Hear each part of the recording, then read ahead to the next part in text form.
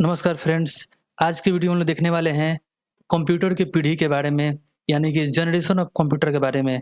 जैसे-जैसे टेक्नोलॉजी बढ़ता गया, वैसे कंप्यूटर नए-नए अवतार में आते गया, ठीक है? और जब-जब टेक्नोलॉजी में बदलाव हुआ, उसको हम लोगों ने पीढ़ी में बाँट दिया। जैसे कि आप देख सकते हैं कि कंप्यूटर में का आज के डेट में 5 पीढ़ी है, ठीक है? कंप्यूटर का आज के डेट में कितना पीढ़ी है? 5 पीढ़ी है। कंप्यूटर को 5 पीढ़ी में बाँटा गया है और बाँटा किस आधार पर गया है? तो टेक्नोलॉजी के आधार पर बाँटा गया है। उसमें कौन-सा तकनीक इस्तेमाल हुआ है, उसके आधार पे बाँटा गया है 5 प्रकार में, ठीक है? जैसे-जैसे पीढ़ी इसका बदला, जैसे-जैसे जनरेशन में आगे बढ़ा, कंप्यूटर बहुत ही तेज़ हुआ, छोटा हो आकार में होने लगा और बहुत शक्तिशाली ये होता गया। बात करते हैं फर्स्ट जनरेशन के बारे में। फर्स्ट जनरेशन कंप्यूटर आपका उस कंप्यूटर को कहते हैं जो 1940 से लेके 1956 के बीच में बना और इस्तेमाल हुआ। उसको बोलते हैं फर्स्ट जनरेशन, यानी कि पहला जनरेशन, यानी कि पहला पीढ़ी। इसमें आपका वैक्यूम ट्यूब का उपयोग किया गया था।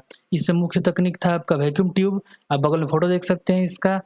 भाषा कौन-सा यूज़ किया गया था? तो मशीन लैंग्वेज यहाँ पे यूज़ किया गया था 01, यानी कि मशीन लैंग्वेज में 01 के कोडिंग के रूप में इस समय यूज़ किया गया था। गति यानी कि स्पीड इसका बहुत धीमा था, बहुत स्लो काम करता था ये, आकार में बहुत बड़ा था, बहुत भारी होता था। उसके बाद में ये ऊर्जा बहुत उपयोग करता था, यानी कि बिजली बहुत खपत करता था ये। एग्ज़ाम्पल के लिए एनिक और यूनिवैक, इसका 2 एग्ज़ाम्पल है फर्स्ट जनरेशन का। इसमें कमी बहुत बड़ा था, ये जो था आपका बहुत भारी होता था, बहुत ज़्यादा बिजली ये लेता था, बहुत ज़्यादा गर्मी इसमें उत्पन्न होता था और रख-रखाव करने में बहुत मतलब अच्छा से इसको रखना पड़ता था। मतलब बहुत गर्म होगा तो उसके लिए पंखा-वंखा लगाना पड़ेगा तब जाके चलता था। ये जो कंप्यूटर रूम के आकार का होता था सब, बहुत बड़ा-बड़ा। ठीक है। सेकंड जनरेशन की बात किया जाए तो ऐसा कंप्यूटर जो 1956 से लेके 1963 के बीच में बना और इस्तेमाल हुआ, उसको बोलते हैं सेकंड जनरेशन, जिसमें आपका ट्रांजिस्टर का मुख्य उपयोग हुआ था। आप बगल में फ़ोटो देख सकते हैं, ट्रांजिस्टर बहुत डिज़ाइन का आता है, ये भी एक ट्रांजिस्टर ही है और बहुत सारे अलग-अलग डिज़ाइन का ट्रांजिस्टर होता है। सेकंड जनरेशन में मुख्य आपका ट्रांजिस्टर का यूज़ हुआ था और भी बहुत सारा चीज़ यूज़ होता है, लेकिन मुख्यतः ट्रांजिस्टर का ही यूज़ हुआ था।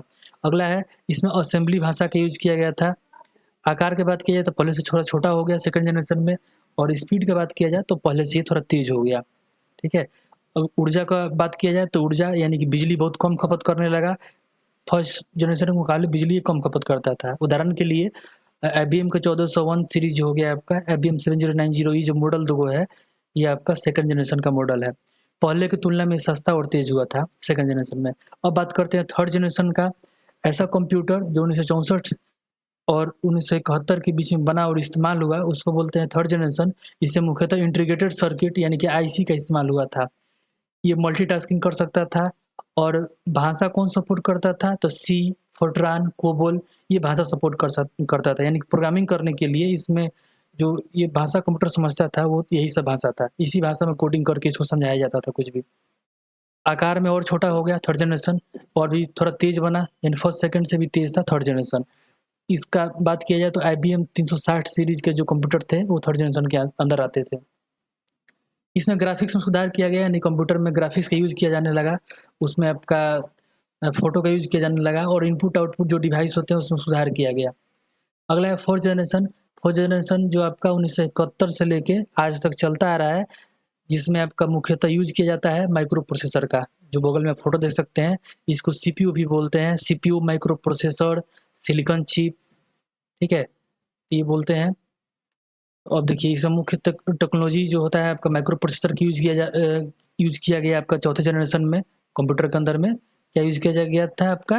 Micro processor.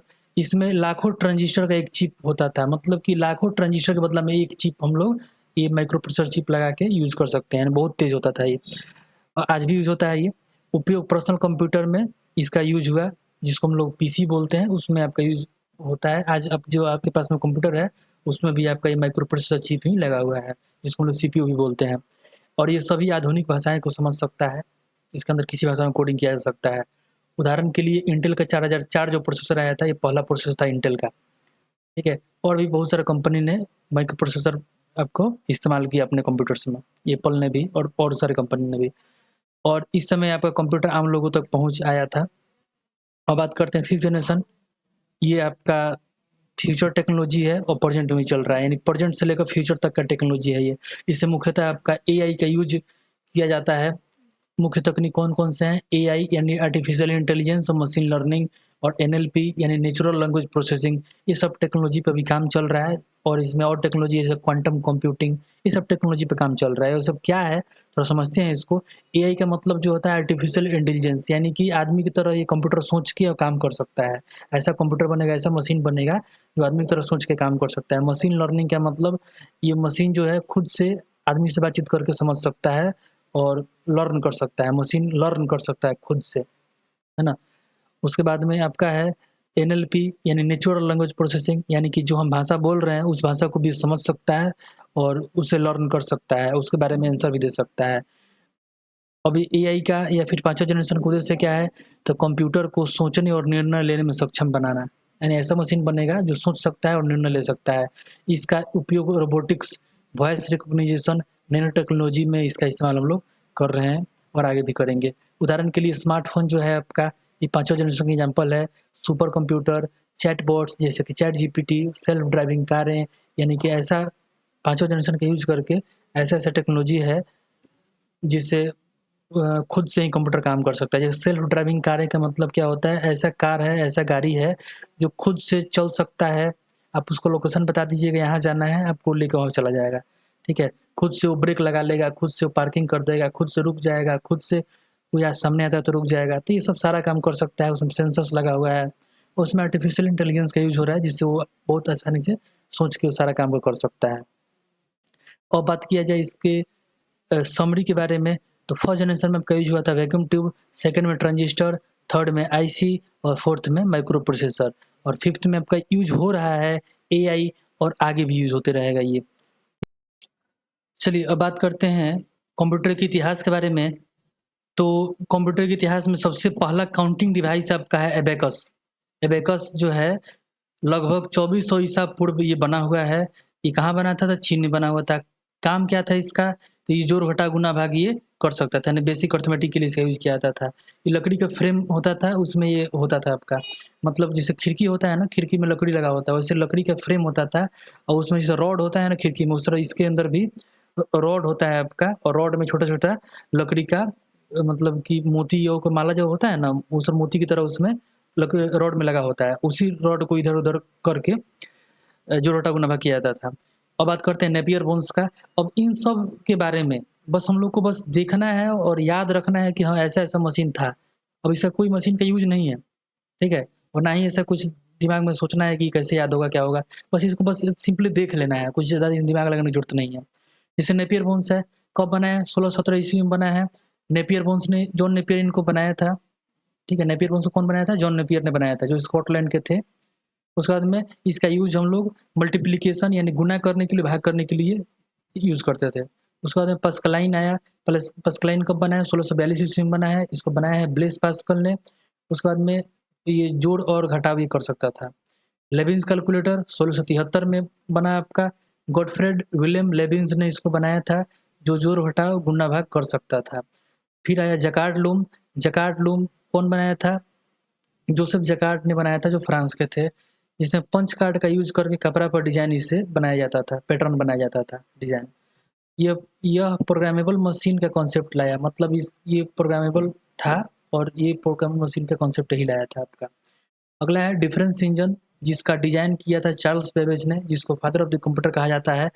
ये जो मशीन था आपका, ये जो इंजन था, मैथमेटिकल टेबल बनाने के लिए यूज़ होता था। ये भाप से चलता था। अब बात करते हैं एनालिटिकल इंजन का। तो एनालिटिकल इंजन क्या होता है? ये भी एक प्रकार का मशीन था, जिसको चार्ल्स बेबेज ने डिज़ाइन किया था। ये पहला प्रोग्रामेबल कंप्यूटर का कॉन्सेप्ट लाया, जिसके अंदर में मेमोरी, एएलयू और थी इनपुट आउटपुट, ये सब मैकेनिज़्म इंक्लूड किया गया, मतलब ये सब चीज़ उसमें जोड़ा गया। जो ये जुड़ा हुआ है मेमोरी, एएलयू, इनपुट आउटपुट, ये मॉडर्न ज़माने के कंप्यूटर के जैसा ही है, मतलब उसी से प्रेरित होकर ये मॉडर्न ज़माने का कंप्यूटर बना हुआ है या फिर उसको ही देख के बना हुआ है। इसमें पहला जो प्रोग्रामर थी लेडी एडा लवलेस, इनको दुनिया का पहला प्रोग्रामर माना जाता है और इन्होंने पहला प्रोग्राम लिखा था एनालिटिकल इंजन के लिए। फिर बात करते हैं टेबलेटिंग मशीन, ठीक है? जिसको कौन बनाया था? हर्मन होल्डीथ ने इसको बनाया था, जिसको क्या करता था? ये यूएस सेंसस डाटा को पंच कार्ड से प्रोसेस करता था। उसके बाद में इसी टेक्नोलॉजी से IBM जो इंटरनेशनल बिजनेस मशीन यानी जो ये कंपनी है उसका शुरुआत हुआ था।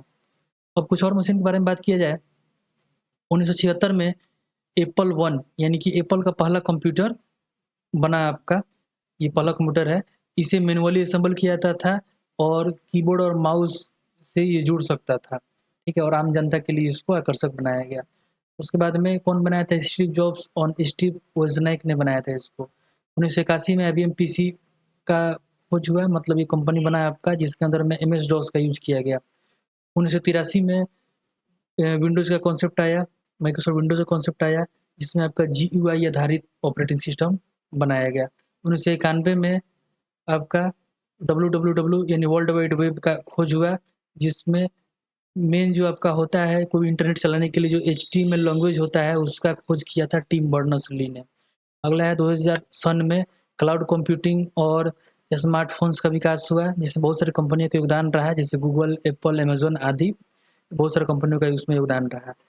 ठीक है, डाटा को लोकल स्टोरेज की बजाय इंटरनेट पर स्टोर करना शुरू हुआ। 2000 के दशक में स्मार्टफ़ोन की शुरुआत हुई, मोबाइल कंप्यूटिंग को बढ़ावा दिया गया। 2010 में AI और क्वांटम कंप्यूटिंग टेक्नोलॉजी का विकास हुआ, जिसमें कंपनी योगदान दी, जैसे Google, IBM, Microsoft, open AI, इन सब कंपनियों ने अपना योगदान दिया।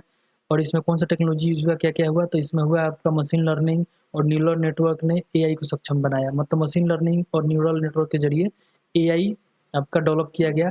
इसमें क्वांटम कंप्यूटिंग भी एक्सपेरिमेंट शुरू किया गया, ठीक है, और आज ये बहुत आगे बढ़ चुका है। क्वांटम कंप्यूटिंग से क्या होता है, बहुत बड़ा-बड़ा डाटा कोई कंप्यूटर आसानी से गणना कर सकता है।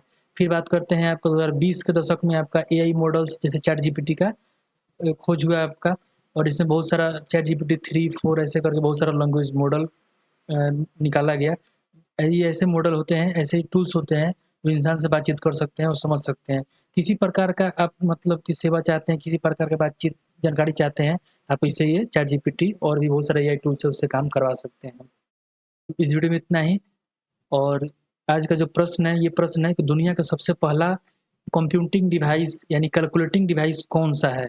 इसके एग्ज़ाम्पल आपको कमेंट्स करके बताना है, ठीक है? और कोई भी आपको प्रश्न है तो आप कमेंट करके पूछ सकते हैं। इस वीडियो में इतना ही, फिर अगली वीडियो में मुलाकात होगी, तब तक के लिए goodbye and keep learning.